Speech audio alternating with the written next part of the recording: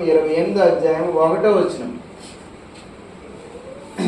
సామెతల గ్రంథం 28వ అధ్యాయం 1వ వచనం. ఎవడును తరమకుండానే దుష్టుడు పారిపోవును, నీతిమంతులు సింహం వలె దేవుని కొరకు ఎలాగైతే ఎవరైతే ఇలా జీవిస్తారో నీతి కలిగి, అందుకొరకే నీతి కలిగిన వాళ్ళ గురించి కొన్ని రాయబడ్డాయి. నీతిమంతునికి మరణ దినమందు ఆశ్రయం ఉందని, నీతిమంతునికి అనేక ఆపదలు కలుగుతాయి కానీ దేవుడు వారిని విడిపిస్తాడని. కాబట్టి నీతి గల వారికి ఎప్పుడు కూడా దేవుడు ఆశ్రయంగా ఉంటాడు. అందుకొరకే దేవుని పిల్లలు ఎప్పుడు కూడా చెడ్డదాని విషయంలో నిర్మోహమాటంగా చెప్పేవారు ఉండాలి, సమర్థించకూడదు.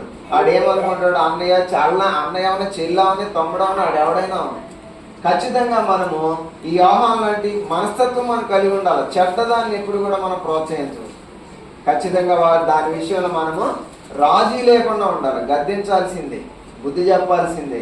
ఖచ్చితంగా దేవుడి మాటకు మన విధేయత చూపాలి. అయితే ఇప్పుడున్న పరిస్థితులు అలాగా లేవు. ఏంటి, ఒకవేళ ఏదైనా గట్టిగా అన్నామనుకో విశ్వాసులు ఏమైపోతారు, ఇంకో చోటికి వెళ్ళిపోయే పరిస్థితులు వచ్చినాయి. ఎందుకంటే వాళ్ళకి అలా చెప్పడం వాళ్ళకి నామోషి, తప్పు చేసావంట వాళ్ళకి చిన్న మొహం. అందుకొరకు ఎట్లాంటి వాళ్ళు ఉన్నంత కాలం ఎవడో భక్తుల ముందుకు సాగలేడు. అందుకొరకు యోహాను ఏ రోజుతో చెప్పాడు, నువ్వు చేసే తప్పు, నువ్వు తప్పు చేస్తున్నావు కాబట్టి నువ్వు అట్లాంటి పని చేయకూడదు, నీ తమ్ముడు భార్యని నీవు భార్యగా ఉంచుకోకూడదు అన్నాడు. అందుకొరకు వాక్యం కూడా రాయబడింది, ప్రతి వానికి సొంత భార్య ఉండాలి, సొంత భర్త ఉండాలి. సొంతంగా లేకపోతే ఇట్లాంటి అద్దె పనులు చేస్తారు. అలాంటి వాళ్ళు మనం గద్దించాల్సిందే. మనం కూడా విశ్వాస జీవితంలో ఈ యోహాలాంటి ధైర్యాన్ని మనం కూడా కలిగి ఉండాలి. ఎవరైనా ఒకవేళ తప్పు చేస్తే మన ప్రియులు సహోదరులు ఎవరైనా ఖచ్చితంగా వాళ్ళని గద్దించే విషయంలో మనం ఎప్పుడు మొహమాటం కలిగి ఉండకూడదు. చూడండి, అదే యోహాను సువార్త 16వ అధ్యాయం 33వ వచనం చూడండి. యోహాను సువార్త 16:33.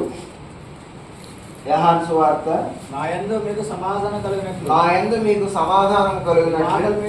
ఈ మాటలు మీతో చెప్పుచున్నాను, లోకంలో మీకు శ్రమ కలుగును, ఆయనను మీరేం తెచ్చుకోవాలా, ధైర్యం తెచ్చుకోండి. ఎందుకంటే దేవుని కొరకు శ్రమల్లో కానీ ఇబ్బందుల్లో కానీ కష్టాల్లో నష్టాల్లో కానీ ఖచ్చితంగా మనము ధైర్యం తెచ్చుకునే వారంగా ఉండాలి. అలా ధైర్యం తెచ్చుకుని మనం ముందుకు సాగాలి. కాబట్టి యోహాను ఎలాంటి వాడు అంటే ధైర్యం గలవాడు. చూడండి, అపోస్తుల కార్యములు 4వ అధ్యాయము 13వ వచనం. అపోస్తుల కార్యములు 4వ అధ్యాయము 13వ వచనం.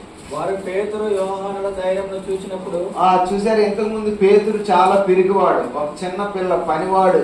ఆ యేసుప్రభు సిలువ వేయడానికి ఏ రోజు అధికార మందిరానికి పోతే, పిలాతు అధికార మందిరానికి పోయినప్పుడు చూడండి, ఆ చిన్నపిల్ల వచ్చి నువ్వు కూడా వేస్తూ ఉండిన వాడు కాదా అంటే ఏమన్నాడు, అమ్మాయి ఆయన ఎవరో నాకు తెలియదు, నువ్వు ఎవరిని చూసి ఎవరు అనుకుంటున్నావు,